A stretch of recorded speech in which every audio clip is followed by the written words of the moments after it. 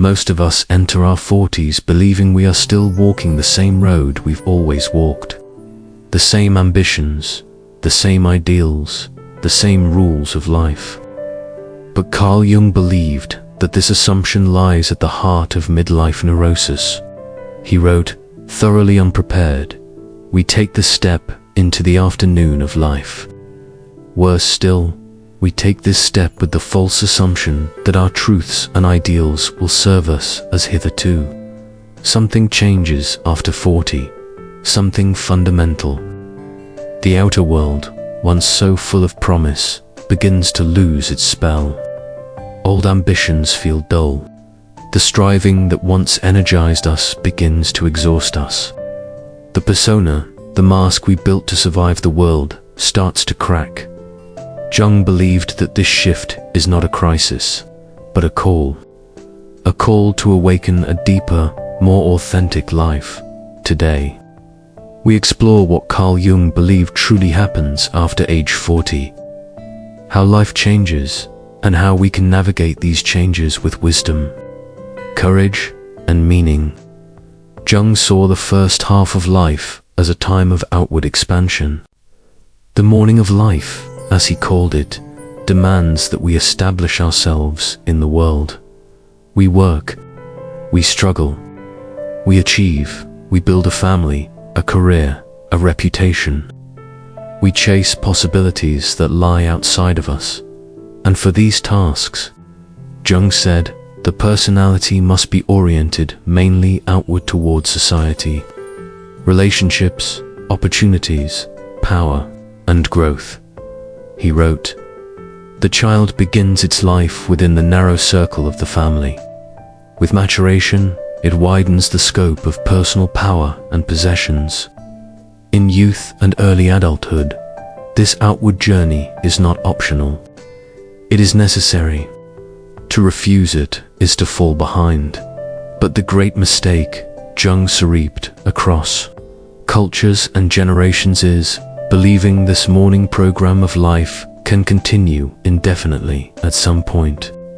The sun reaches its zenith, and then it begins to descend. We do not choose the second half of life. It chooses us. For some, it arrives at 37. For others, at 45 or 55. But it arrives all the same. It begins with small signals, a sense of restlessness, a quiet dissatisfaction, even in success, a feeling that you are playing a role more than living a life, a growing awareness of mortality, a longing that cannot be named. Jung believed these early symptoms are not problems to fix. They are messages from the psyche, telling us that the inner seasons are changing. In his words, what was great in the morning will be little at evening, and what in the morning was true will, at evening, have become a lie. The tragedy, Jung said, is that most people refuse to hear this message. Instead, they cling harder to the life they outgrew. They seek more status, more work, more money. They chase youthful pleasures. They attempt to stay young forever, but the psyche will not allow it. The afternoon of life has its own demands. Modern psychology often labels this period as a midlife crisis. But Jung believed the turmoil of midlife is far deeper than the cliches of sports cars or impulsive decisions. For him, the crisis does not come from aging itself, comes from resisting the psychological shift that aging demands. The real conflict arises when we cling to the strategies, goals, and identities of youth while the psyche is urging us toward a new stage of life. Jung observed that the problems that crop up in the second half of life are no longer to be solved by the old recipes. Yet many people desperately try to apply those old recipes anyway. They attempt to fix inner turmoil with outer solutions, and when it fails, they feel lost, frightened, or out of control. This resistance creates a quiet revolt within the soul. The symptoms of this revolt often appear gradually and subtly. A person may wake up each day with a sense of heaviness or find themselves staring out of windows, wondering why life feels strangely hollow. Depression begins to seep in. Career burnout emerges, not because the work suddenly changed, but because the inner world did. There may be a growing sense of boredom with routines that once felt fulfilling, or a withdrawal from relationships that no longer reflect the authentic self.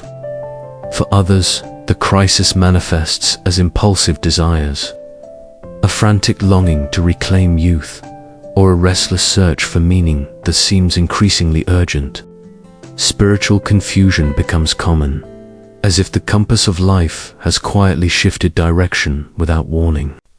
Jung warned that misunderstanding these symptoms can make the crisis far more painful. The natural instinct is often to double down on the very behaviors that once worked, pursuing more work, more achievement, more distraction, more sensory stimulation. People try to drown out the discomfort with busyness, or they chase new thrills to feel young again. But according to Jung, these strategies only deepen the crisis because they reinforce the false identity the psyche is trying to shed. Instead of easing the discomfort, they intensify it, creating a widening gap between the life we are still clinging to and the life our soul is asking us to step into. Jung offered a powerful metaphor for this internal struggle. He compared the effort to revive the strategies of youth to forcing the morning sun to rise again in the late afternoon. It simply cannot be done. The psyche has its own natural seasons, and midlife marks the beginning of a new one. Trying to return to the morning of life only increases suffering. The crisis, then, is not a collapse, it is an invitation. It is the beginning of a deep psychological transition, calling us away from the outer world of achievement and toward the inner world of meaning. The discomfort is not a sign that something is wrong with us. It is a sign that something within us is ready to grow. As we move deeper into midlife, something subtle but powerful begins to change inside us. The ambitions, desires, and outer achievements that shaped the first half of life no longer hold the same weight. For many people, this shift feels confusing at first. They wonder why the career they worked so hard to build no longer excites them, or why the goals that once seemed so important now feel strangely empty. Jung saw this shift not as a failure or a loss, but as a natural and necessary turning point in human development. In the first half of life, outer achievements are essential. We must build, establish, and differentiate ourselves. But the second half demands something different. It asks us to turn inward and begin the search for meaning. Jung believed that the psyche reaches a point where external success can no longer nourish the deeper layers of the soul. People who cling to outer goals alone often experience a sense of inner dryness, as though they have been living on the surface of life for too long. The values of the first half, ambition, competition, status, expansion, cease to provide direction. Instead, the psyche begins to whisper in a different language. It asks quieter questions. Who am I beneath my roles? What deeper purpose have I ignored? What part of myself has been left unexplored? This inner calling cannot be silenced by distraction or ambition. It grows louder with each passing year, seeking recognition. For Jung, this transition marks the emergence of the individuation process, the movement towards psychological wholeness. Individuation is not about becoming extraordinary, but becoming authentic. It involves rediscovering the forgotten or neglected parts of the self that were sacrificed in the pursuit of responsibilities, social roles, and outward success. The second half of life invites us to integrate these hidden aspects, to live more fully from within rather than from imitation or expectation. The persona, the mask we wore to navigate the world begins to crack. And through the cracks, the deeper, truer self begins to reveal itself. This inward turn often brings both discomfort and liberation. It forces us to confront truths about how we have lived, the choices we made, and the parts of ourselves we abandoned to survive the demands of youth. But it also awakens possibilities long neglected. Creativity often resurfaces, as does curiosity, intuition, and a desire for inner exploration. Jung believed that wisdom grows from this deep encounter with the self. Solitude becomes meaningful rather than frightening. Reflection turns into nourishment.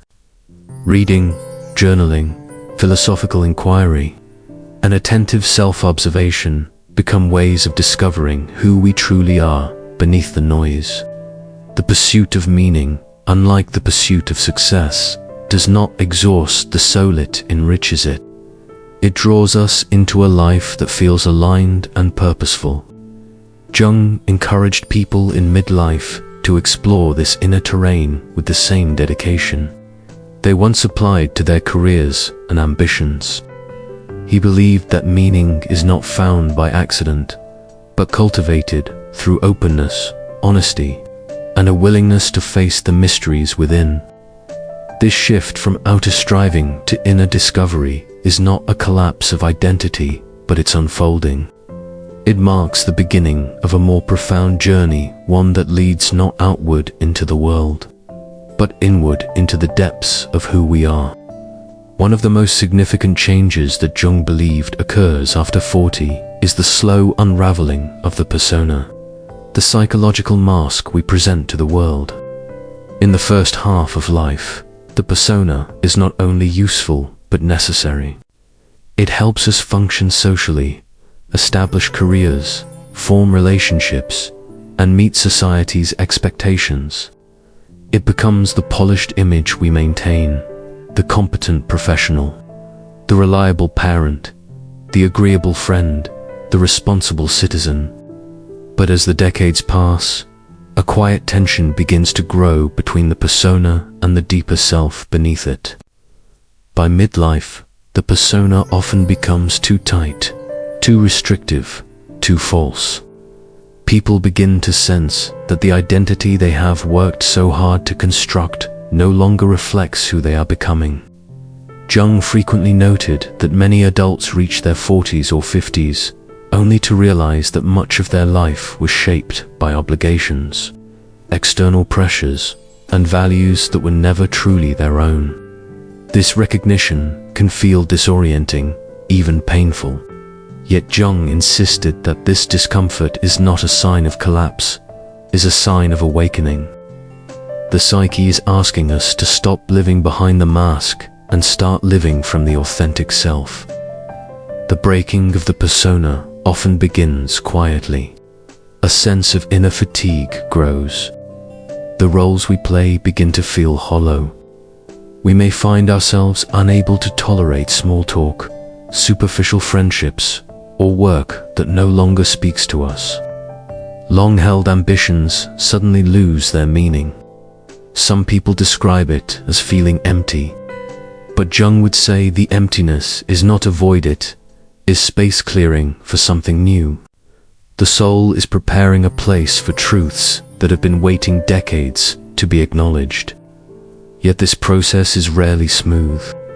Letting go of the persona means confronting the fears, desires, and unanswered questions we once pushed aside. It means facing the parts of ourselves, both light and shadow, that we denied in order to fit in. This confrontation is one of the most difficult psychological tasks of adulthood, but it is also the doorway to inner freedom. The true self cannot emerge while the persona remains rigid and unquestioned. Jung observed that many people resist this inner transformation. They cling more fiercely to the persona as it begins to crack, fearing the vulnerability of authenticity. They hide behind titles, achievements, routines, or appearances, trying to preserve an identity that no longer serves them.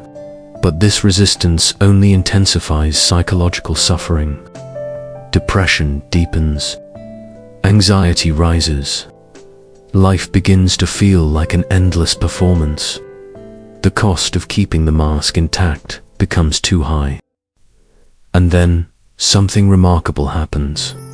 When the persona finally loosens, whether through introspection, crisis, loss, or deliberate self-examination, the deeper layers of the psyche begin to breathe again. Creativity returns. Passion awakens. Forgotten dreams resurface. Many people describe a renewed sense of inner aliveness, as if the soul had been asleep and is now stirring for the first time in decades. This is the true beginning of individuation. The self we hid away in childhood and sacrificed in adulthood demands to be seen, expressed, and lived. It asks us to make room for complexity, to embrace the contradictions within us, and to live a life that feels inwardly true rather than socially approved. Jung believed that this shift allows us to develop a fuller, richer personality, one that is not defined by roles, but by essence. In the second half of life, authenticity becomes more important than acceptance. Depth becomes more important than ambition. Meaning becomes more important than success. The persona served its purpose, but now the soul requires honesty. When the false mask falls away, the question becomes not what does the world expect from me, but who am I when no one is watching? It is in this question that the journey of psychological wholeness truly begins. As we cross into the second half of life, a quiet but persistent longing begins to surface, one that Jung called the summons to live the unlived life. This longing emerges from the parts of ourselves we set aside in youth, the dreams we abandoned, the talents we never developed, the truths we avoided, the passions left unexplored. In the first half of life, sacrifice is inevitable. We choose careers over creativity, security over exploration, responsibility over self-expression. Some choices are wise, some are necessary, and some are simply the byproducts of circumstance. But everything we do not live, everything we suppress or postpone, does not simply disappear, it waits. By midlife, the psyche begins to ask a profound question. What have you left unlived? This question is not sentimental, it is existential. Jung believed that the unlived life acts like a shadow cast across the second half of life. It shows itself through regrets, restlessness, envy, or sudden yearnings that feel out of character. Someone who sacrificed a love of music may feel a strange pull toward creativity again. Someone who always obeyed the rules may suddenly crave freedom or adventure. Someone who lived purely for others may feel an urgent need for solitude and self-discovery. The soul remembers what the ego forgets. To Jung, these impulses are not signs of immaturity or selfishness, they are signs of life. The psyche seeks completeness. It wants the wholeness that comes from integrating the parts of ourselves we left behind. But this process often creates inner conflict. We may fear that exploring our unlived life will disrupt the structures we've built, relationships, careers, routines. We may feel guilty, foolish, or irresponsible for wanting something different at this stage. Yet Jung warned that ignoring the call is far more dangerous than answering it. What remains unlived turns bitter. It becomes anxiety, resentment, self-doubt, or a sense of emptiness that no amount of external success can fill. Living the unlived life does not necessarily mean abandoning everything or starting over. It means allowing space for the neglected parts of the self to breathe. For some, it may involve rediscovering creativity or intellectual curiosity. For others, it may mean developing emotional depth, spiritual sensitivity, or the courage to express vulnerabilities long suppressed. It could manifest as a new field of study, a rekindled passion for nature, a desire for meaningful friendships, or a commitment to inner growth. It might mean finally setting boundaries, speaking truthfully, or honoring needs that were ignored for decades. Jungian psychologists Robert Johnson and Jerry Rule described living the unlived life as the central task of maturity. They emphasized that everything we denied in youth returns in midlife, asking for recognition. If we avoid this call, life begins to feel cramped and stagnant. If we answer it, something remarkable happens. The world feels larger again. Possibility returns. The psyche expands. We begin to experience life not as a repetition of old patterns, but as a continuing evolution of the self. This process requires honesty and courage. It means facing regrets not as failures, but as guideposts. It means acknowledging missed opportunities not with shame, but with curiosity. The unlived life is not a burden, it is a map. It shows us where our soul wants to go next. Jung believed that the greatest tragedy is not aging, but reaching old age without ever having met the deeper self. The unlived life is the invitation to finally meet that self before time runs short. To live the unlived life is to reclaim the fullness of our humanity. It is to recognize that maturity is not the end of growth, but the beginning of a different kind of adventure, one that leads inward, toward meaning, authenticity, and wholeness. When we dare to explore what we have long ignored, we discover that the second half of life is not a decline, but a revelation. It is the moment when the soul steps forward and says, "Now, finally, let us live." Asterisk, perhaps Jung's most radical belief about life after 40 was this: death becomes the goal of life, not in a morbid or nihilistic sense, but as the final completion of existence. Jung noticed that those who fear death the most are usually those who refuse to live the second half of life. They cling to youth, cling to the persona, cling to the morning, and so they become hyper-focused on their bodies, their age, their appearance. Jung viewed this as deeply unhealthy. He wrote, "It is hygienic to discover in death a goal toward which one can strive. Shrinking away from it is abnormal and robs the second half of life of its purpose." But Jung did not see death as annihilation. His experiences in parapsychology, dreams, and near-death states opened him to the possibility of continued existence. So he encouraged his patients to approach death with openness, curiosity, and even awe. For Jung, preparing for death is also preparing for life. As we enter our 40s and 50s, Jung believed the psyche begins a natural shift from doing to being. This does not mean abandoning action, ambition, or responsibility, but rather changing the foundation from which our actions arise. In the morning of life, we act to build the self. In the afternoon, we act to understand the self. What once motivated us, career advancement, social approval, accomplishment, no longer brings the same satisfaction. There is a subtle but growing desire to live in alignment with our deeper truth.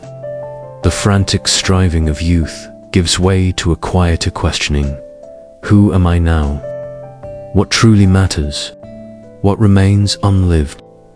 The afternoon of life demands a gentler, more reflective mode of existence. Those who resist this transition feel torn between the outer demands of the world and the inner longing for authenticity. Those who embrace it begin to experience a sense of inner spaciousness, an opportunity to simply be. without constantly proving themselves. One of Jung's most important ideas is the shadow, the hidden, unacknowledged parts of ourselves. In youth, we often suppress qualities that do not fit the persona we are trying to project. We bury our anger, tenderness, creativity, fears, ambitions, and even talents if they conflict with what we believe we must be. But by midlife, the shadow becomes harder to ignore. It emerges in dreams, irritations, impulses, mood shifts, sudden longings, and unexpected behaviors. Jung believed this confrontation is not a punishment, it is an opportunity. The psyche wants to be whole, and wholeness requires that we reclaim everything we have cast aside. Jung wrote that what we resist persists, and this is especially true after 40. The unlived life within the shadow demands attention. It might urge someone to paint, write, travel, study, learn an instrument, or begin therapy. It might push someone to leave a toxic environment, change careers, or set boundaries for the first time. Reintegrating the shadow is not about indulgence, but about honesty. When we meet our shadow with courage, we gain depth, vitality, and authenticity. Without this work, midlife becomes a battlefield of inner tension. For Jung, the great task of the second half of life is individuation, the becoming the person you truly are. In youth, social adaptation is essential. We shape ourselves to fit into the world. But after 40, the direction reverses. We must shape our life to fit who we really are. Individuation is not selfishness. It is self-realization.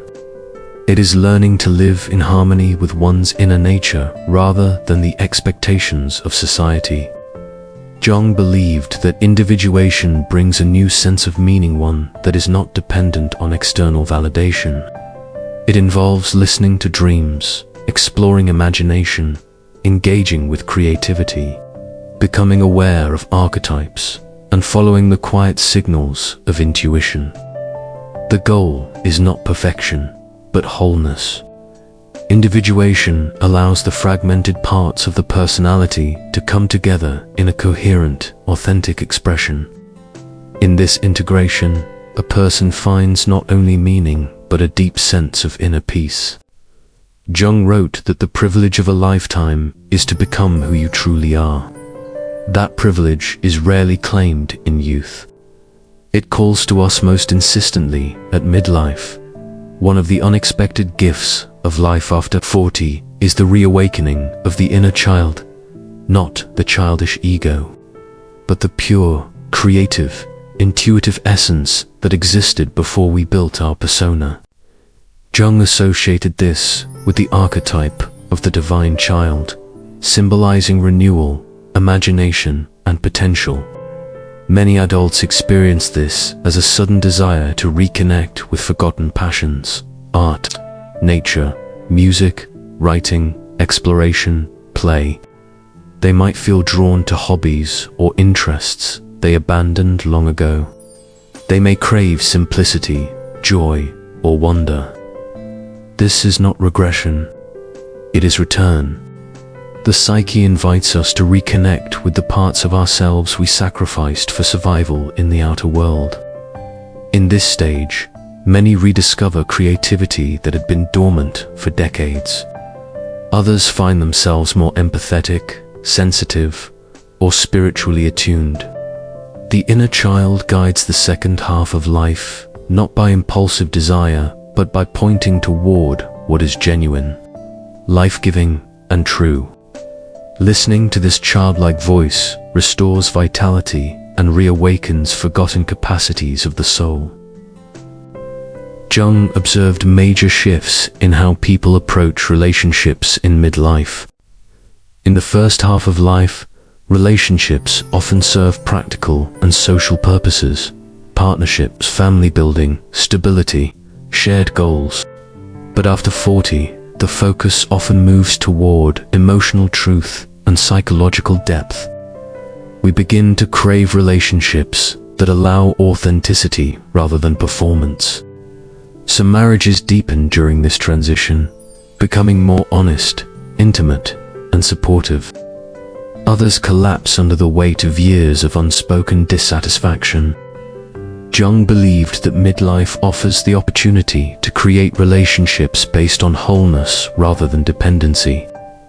Love becomes less about filling a void and more about sharing a journey. Friendships may also shift. Shallow connections fall away, while deeper, more meaningful ones emerge. Many people find that they prefer fewer relationships, but richer ones. The desire for genuine emotional resonance grows stronger. Jung warned that resisting this transformation leads to frustration and loneliness, while embracing it opens the heart to a new, more mature form of love, one rooted in mutual truth, not mutual need. Jung introduced the concepts of the anima inner feminine in men and animus inner masculine in women. These are not gender stereotypes, but psychological energies. In youth, these inner counterparts typically remain unconscious, but after 40, they begin to assert themselves. For men, the anima brings emotional depth, creativity, intuition, and sensitivity. Those who resist this inner feminine often experience mood swings, depression, or a longing they cannot explain. Those who embrace it develop empathy, artistry, and spiritual insight. For women, the animus emerges as assertiveness, clarity, intellectual authority, and inner strength. When rejected, the animus may surface as irritability or harsh self-criticism. When integrated, it becomes a source of confidence, independence, and purpose. Jung believed that the integration of anima or animus is essential for individuation. It brings balance, wholeness, and vitality. The second half of life demands this reconciliation. Without it, the personality remains incomplete. Jung often said that most neuroses of midlife are fundamentally spiritual problems. This does not necessarily mean religion. It means a hunger for meaning, purpose, connection, and transcendence. In youth, external success can distract us from existential questions. But by midlife, those questions become unavoidable. Why am I here? What is the purpose of my life? What remains unfinished? What awaits me beyond material accomplishments? Jung believed the psyche naturally moves toward spiritual exploration after 40. This may appear as interest in meditation, philosophy, mythology, symbolic dreams, synchronicities, or ancient wisdom traditions. The goal is not to adopt dogma, but to cultivate inner orientation.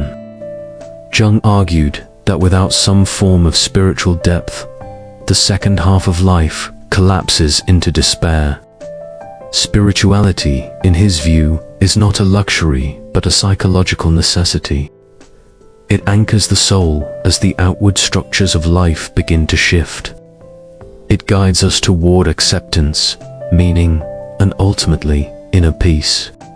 By midlife, the persona, the identity we constructed for the world often becomes lifeless, fragile, or unbearably heavy. Many people discover that their social mask no longer fits. They have outgrown the role they played for decades. Jung warned that continuing to live solely through the persona leads to stagnation, depression, and emotional numbness. To grow, we must gently crack this shell. This can be painful. It may require admitting that we are not who we pretended to be, that our career, relationships, lifestyle, or beliefs were shaped by fear or expectation rather than truth. But this cracking is not destruction. It is liberation. When the persona loosens, the authentic self steps forward. We begin to live from inner values rather than outer demands. We speak more honestly. We set boundaries. we prioritize meaning over approval. Jung believed this transition is one of the bravest acts of a lifetime. The reward is a sense of integrity, living in alignment with one's true nature. For Jung, aging was not a decline, it was a deepening. He believed that the second half of life invites us to release the illusions that once defined us. The ego, which had spent decades gathering achievements, titles, and roles, must now learn the art of letting go. This is not resignation, but transformation. We cannot live the afternoon of life according to the program of its morning, Jung wrote. The challenge is to surrender what no longer serves us, while embracing the wisdom that has quietly accumulated over the years. Many people find that their values shift dramatically after 40. They no longer chase the approval of others or measure success by external metrics. Instead, they begin to treasure authenticity, peace, and meaning. Moments of stillness, thoughtful conversation, time in nature, creativity, and connection replace the restless striving of youth. Aging gracefully means accepting the inevitability of change without falling into despair. Jung believed that this acceptance opens the door to inner richness, life fueled not by ambition but by depth. As we grow older, Jung believed we develop a new psychological task: the transmission of wisdom. In youth, we gather experiences. In midlife, we interpret them. And in later years, we learn to share them. Jung saw this as essential both for the individual psyche and for society. Without elders who offer perspective, guidance, and depth, culture becomes shallow and repetitive.